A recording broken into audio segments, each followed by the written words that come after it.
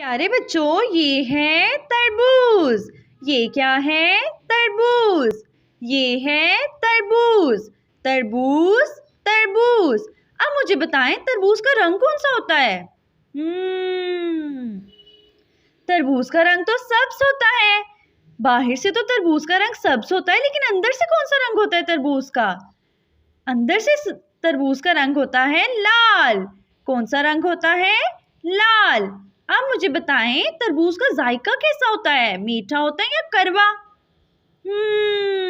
तरबूज तो मीठा होता है। प्यारे बच्चों, मुझे बताएं, तरबूज के फायदे क्या हैं?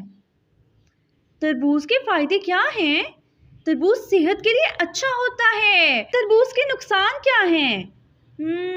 अगर आप ज्यादा खा लेंगे तो वो आपकी सेहत के लिए अच्छा नहीं है। प्यारे बच्चों, अब उस्तानी साहिबा को बताएं, क्या तरबूज जिस्म को ताकत देता है?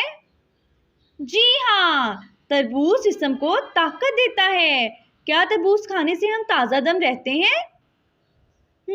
जबरदस्त। जी हाँ, हम तरबूज खाने से ताज़ा दम रहते हैं।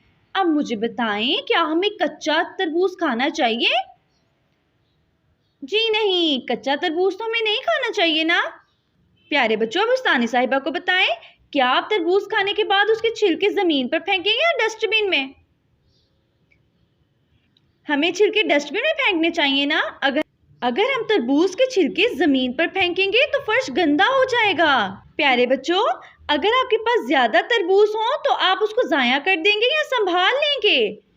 आप तरबूज को संभाल लेंगे। जबरदस्त। प्यारे बच्चों, अगर आप तरबूज खा रहे हो तो कोई आपके पास बैठा हो तो आपको उसे तरबूज देना चाहिए? जी हाँ, हमें उसे तरबूज देना चाहिए और उसको भी कहें कि वो भी खा ले। अब उस्तानी साहिबा के साथ मिलकर जुमले बनाएंगे। ये क्या है? ये तरबूज है। ये क्या है? तरबूज। ये एक तरबूज है। तरबूज का रंग सब्ज और लाल है। तरबूज का रंग सब्ज और लाल है।